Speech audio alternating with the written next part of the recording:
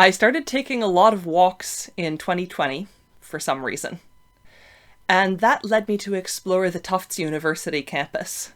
Tufts is in Medford, Mass. It's on a hilltop, and it's full of lovely surprises. When you get to the top of the hill, there is a gorgeous view of the greater Boston area. And one of the things that you will see on that hilltop is a stone monument. It's carved with a pair of level scales, and these words: "This monument has been erected by the Gravity Research Foundation. Roger W. Babson, founder. It is to remind students of the blessings forthcoming when a semi-insulator is discovered, in order to harness gravity as a free power and reduce airplane accidents." 1961. So I noticed this stone and was mystified by it several times without really doing anything further about it. At last I got curious enough to take to the internet, and I found out that Roger Babson, this Colonel Sanders-looking guy, was indeed responsible for a bequest to the university which included their putting this stone in place. He believed that anti-gravity could be invented. He lived a very long lifespan from 1875 to 1967, and towards the end of his life, he organized the Gravity Research Foundation to develop anti-gravity devices, to do what it said on the stone, to improve the lot of humanity and reduce airplane accidents. It goes almost without saying that they didn't succeed, but Roger Babson sure was in there trying. When I'd read as much as that, I should admit that I started to wonder if I was being pranked. Maybe this was some very long drawn-out piece of performance art on the part of the late Mr. Babson.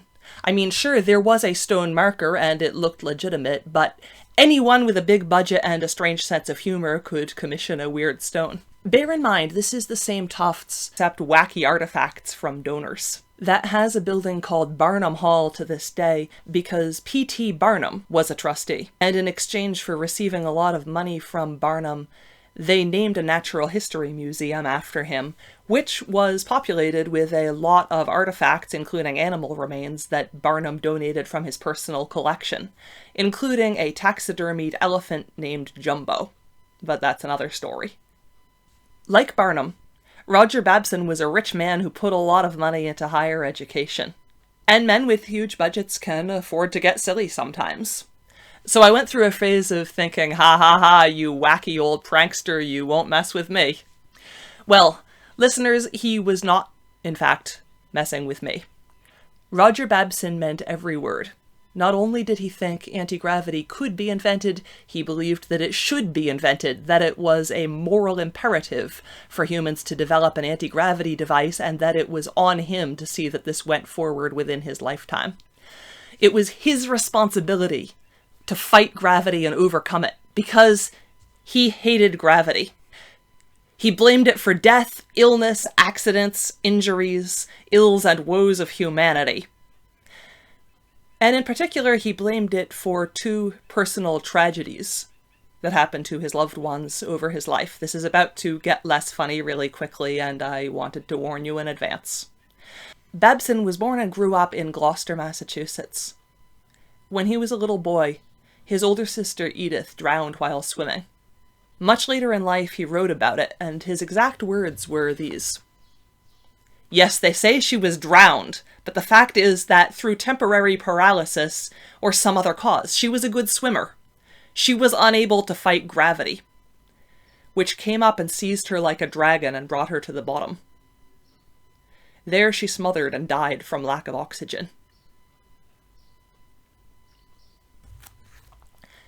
The other defining event of his young life was that as a young man, he developed tuberculosis. This was long before antibiotics were available. Tuberculosis was likely to be a death sentence in those days. He was sent out west to recover, and he would write about this later as being a recovery which was caused by his being sent to a high altitude where the air was better. And he managed to recover completely. Eventually, Roger went to MIT, took an engineering degree, but then became an investment analyst and made millions doing that. His analysis firm was called Babson's Statistical Organization. He had an unusual pseudoscientific view of investment as being subject to Newton's third law. His exact words were, "The stock market will fall by its own weight. If there was a strong upward trend, it was bound to be followed by a strong downward trend." In 1929, Babson gave an eerily prescient speech to the National Business Conference, where he predicted the stock market crash that was coming. He said in part, "Sooner or later a crash is coming and it may be terrific, and wise are those investors who now get out of debt and reef their sails." Later that day, there was a 3% decline in the stock market, which would become known as the Babson break. Later the same year, the Wall Street crash happened and the Great Depression was underway.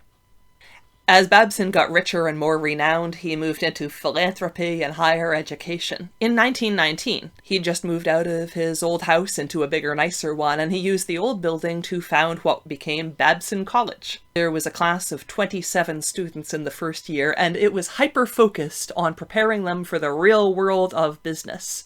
The students had to wear business formal attire, they had to punch in and punch out and be there from 9 to 5.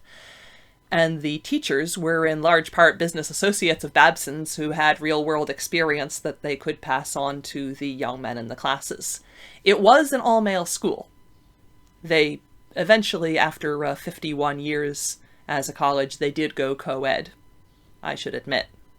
And I also, in fairness, should say that Babson founded a sister school, Weber International University, an all-female business program. And he founded a college that did a 2-year degree called Utopia College, which has since folded. We were talking about the Depression, though.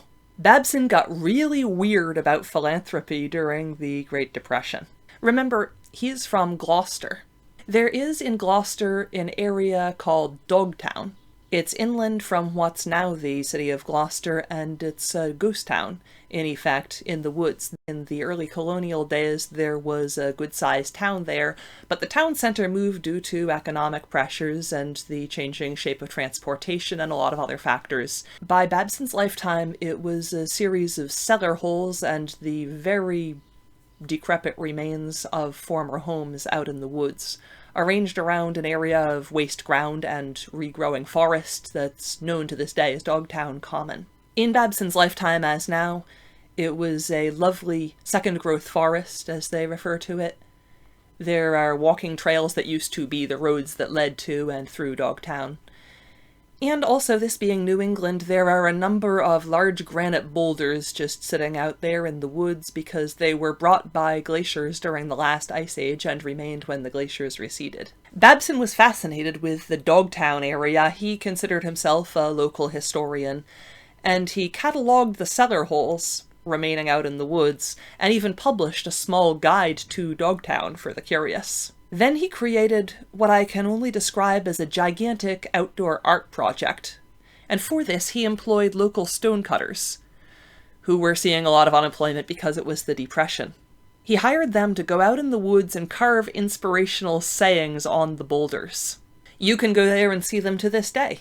If you don't mind a medium-length walk, it's a beautiful area. There are paths and trails leading right to the boulders, and they are unique in my experience. I have never seen anything quite like this. The boulders say things like, "Keep out of debt," "Never try, never win," "Be on time," "If work stops, values decay," and, of course, "Get a job."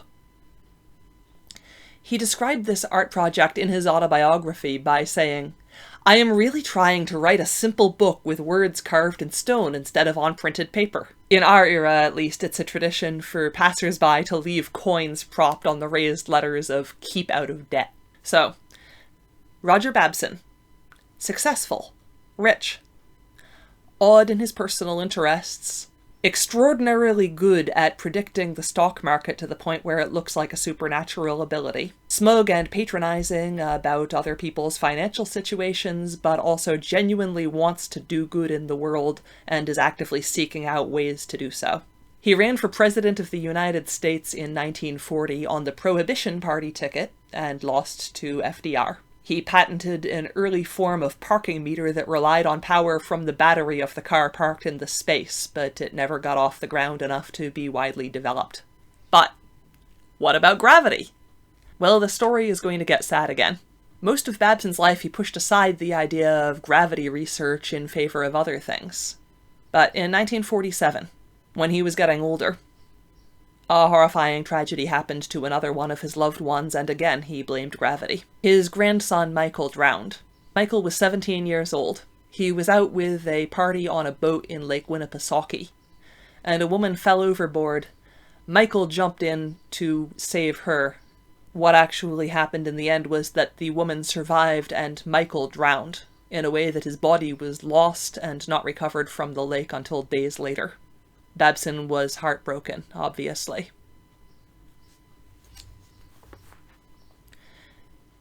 When he wrote about it, his words were, "He succeeded in getting the woman back into the boat. She is happy and healthy today.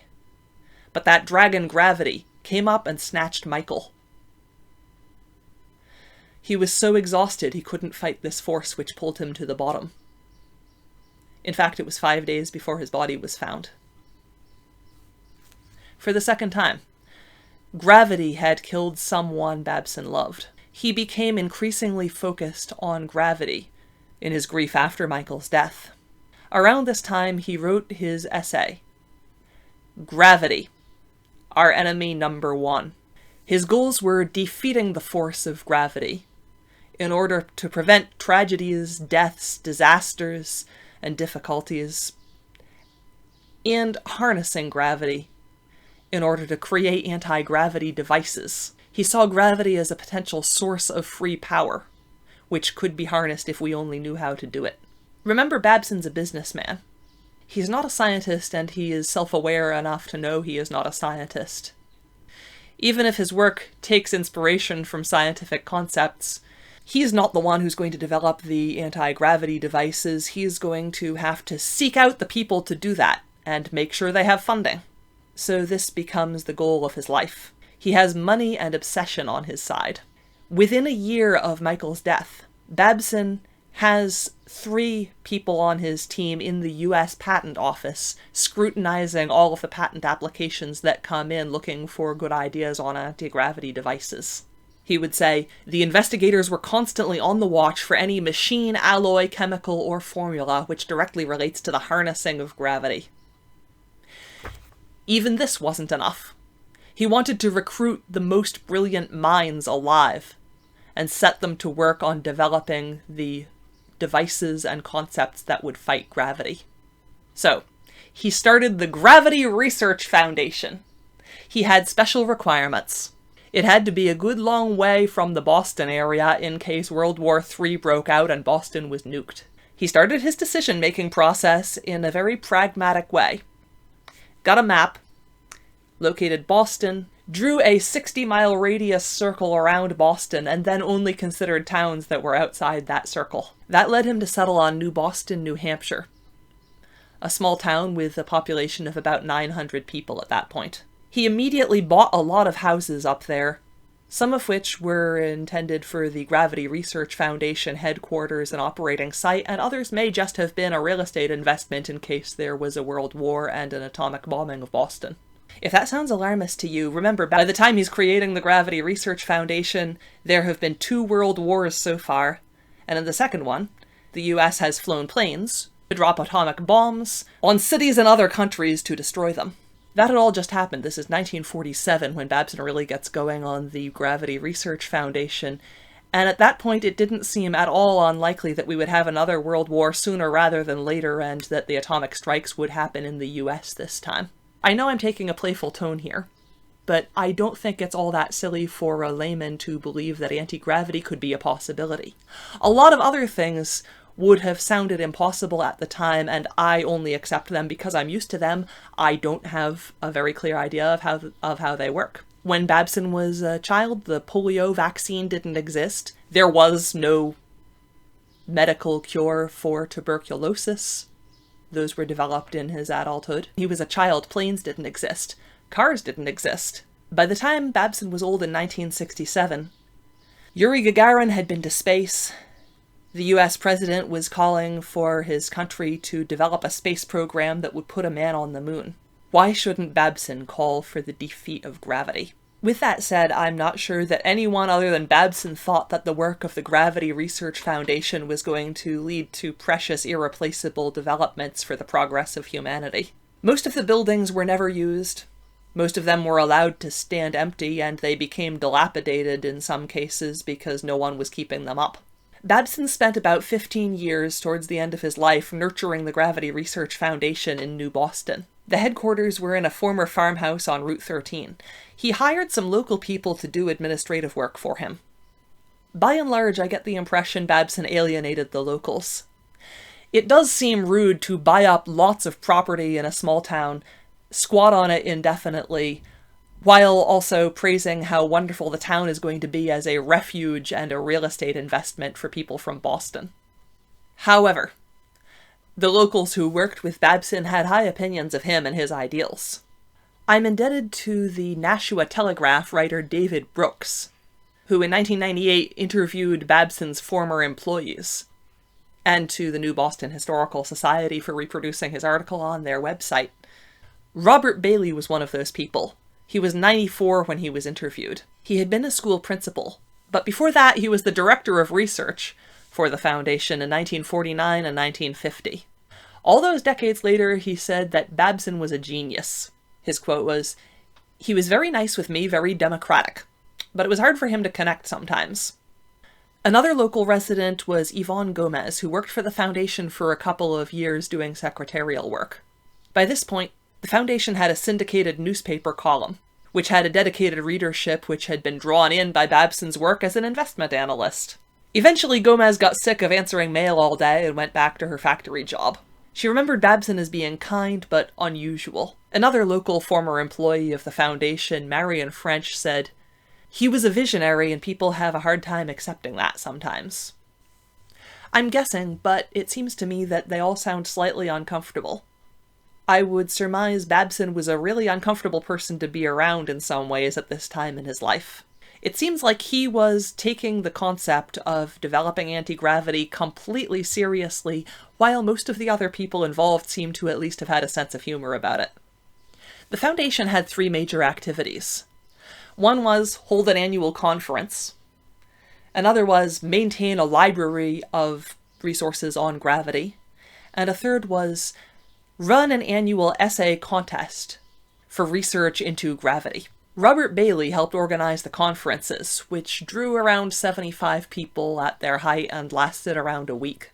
Babson would be the main event. He would speak about his own ideas, which by 1949 included perpetual motion machines powered by gravity insulators. Here he is showing off his sketches. I know I shouldn't read too much into a facial expression, this is just me editorializing. However, I see this picture as Babson being completely sincere and the other men as simply nodding along with whatever he says because they respect his work outside of the field of gravity. Among the rich and famous CEOs and inventors who attended these conferences were Igor Sikorsky, the inventor of the helicopter, and Clarence Birdseye, the frozen food company founder. I don't have a clear sense of how seriously they took the war on gravity. What I do have is a clear statement on the kind of chairs the foundation would have supplied the attendees. Another local resident named Rhoda Clark said that her parents used to attend these conferences. She described the foundation as having, quote, special chairs like lounge chairs, and all during the meetings, my mother and father felt pretty silly. They'd sit with their feet higher than their heads, because of gravity. Given Babson's obsession with the bad effect of gravity on your health, this seems on brand to me. By 1948, he was being quoted in the papers as saying that once anti-gravity was developed, inserts for your shoes to make walking easier would be one of the benefits to humanity. Also, remember, he went through that experience getting over tuberculosis, where he decided that the good air was on the mountaintops and the bad air is pulled down into the valleys inexorably by gravity. Babson is developing a personal theory that conquering gravity will solve problems at all levels of human experience. His trusted business associate, George M. Rideout, is involved with the foundation.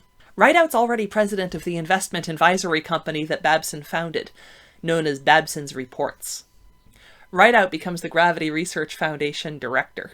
The foundation seems to have been his brainchild. Babson wasn't just pushing him into this. Rideout was responsible for the shape that it took. At the start of Babson's renewed obsession with anti-gravity in the late 40s, he presented his problem that he wanted to solve to Rideout, and Rideout seems to have been the one to advise him to start the foundation and offer prizes for research into gravity. Rideout wasn't a scientist either, but he seems to have had a clearer idea of how to attract scientific interest than Babson ever did. Babson's ideas about anti-gravity devices initially failed to attract any attention or interest from the scientific community. Rideout saw that part of the problem was Babson's way of approaching the subject. Anti-gravity wasn't considered a legitimate research field even in the 1940s.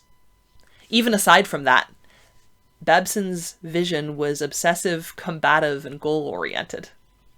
You'll notice that Babson's plan in starting the Foundation was to assemble the best minds currently alive and make them develop anti-gravity substances and devices, because according to him, we need anti-gravity and we need it now. He wanted practical applications. He wanted devices that could be patented and manufactured. He wanted this with the urgency and single-mindedness of world powers calling for vaccine development during COVID. Rideout seems to have realized that they were not likely to attract a cadre of scientists and engineers who were ready to pour everything they had into defeating the old dragon gravity. He influenced Babson to branch out and modify his goals, and call for essays on the theory, application, and effects of gravity. Babson would now be driving scientists to understand their subject better, which would lead to better research in the future, which would lead to beneficial technological developments. The essay competition focused on gravity has continued ever since. The 75th competition will take place in 2024. The 5 award-winning essays will be published in the International Journal of Modern Physics D, and the first prize comes with a monetary award of $4,000. The deadline for submission is May 15th, so if you're a scientist and you're hearing about this for the first time through me, then I'm sorry, I think you missed your window for this year, but start prepping those essays for 2025. And if you apply, you will be in good company. Among honorees in the past are Roger Penrose, mathematician, won in 1975.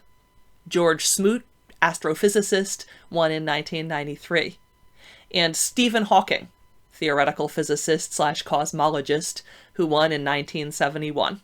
And I'm pleased to find out that according to the Foundation's public-facing info, their director is George Rideout Jr., son of the original founding director. As to the Foundation's presence in New Boston, New Hampshire, that quietly faded away through the 1960s. Rhoda Clark, who I mentioned earlier, suggested that this might have been partly because by that time, when people thought of World War III, they were picturing hydrogen bombs, and that would have caused much more widespread devastation than atomic bombs, so there was not much point in maintaining an archive or holding the Foundation meetings in New Boston, New Hampshire, because that wouldn't have been a lot safer than anywhere else on the planet. So New Boston lost its appeal as a sanctuary for research. Babson seems to have just quietly stopped holding events and going up there. He was also in his late 80s at this point, and he probably had a lot of other things on his mind by then. The only legacy of the Foundation in New Boston is this handsome stone, which you'll find in the middle of an intersection near the middle of town. But Babson had one more shot in his locker. He had one more proactive move against gravity. And that was to give grants to universities and colleges throughout the US for research into anti-gravity. During the 1960s, he gave such grants to a total of 13 schools. But the money was earmarked for anti-gravity research only. And that wasn't all. He also gave each school a big stone monument. This is where we came in. Tufts has a stone. All the other colleges and universities where he gave an anti-gravity research grant have stones. The text on them is not all the same, however. At Tufts, the stone very clearly says that the Gravity Research Foundation wants to reduce airplane accidents. They don't all say that. The University of Tampa stone has a balanced scales design, and it has similar text, but it doesn't say the thing about airplane accidents. It simply says, "It is to remind students of the blessings forthcoming when science determines what gravity is, how it works, and how it may be controlled." Period. So they range in tone. Some of them sound purpose-driven and combative, and some of them sound research-oriented and inquisitive. Most of the schools did not find a way to use the funds for anti-gravity research. In most cases, the money just sat there until after Babson died, and then the school quietly used it for something unrelated. However, one institution was resoundingly successful: Tufts University. The Tufts Institute of Cosmology was partly started with that money, and to this day, it's still going strong and it's part of Babson's legacy. I was delighted to find out that the Institute of Cosmology has a special ceremony for students who have earned their doctorates. They go to the Gravity Research Foundation stone. The graduate kneels, and their thesis advisor drops an apple on their head. Give me cider, hard cider, so golden and sweet. In a can or a bottle, it's always a treat. Or straight from the tap at the bar down the street. I can't get enough of hard cider. Well, Adam and Eve ate an apple, 'tis said, and since then the fruit round the whole world has spread. It's made into cobblers, jam, sauces, and pies. But there's one apple product I most highly prize. Give me cider, hard cider, so golden and sweet. In a can or a bottle, it's always a treat. Or straight from the tap at the bar down the street. I can't get enough of hard cider.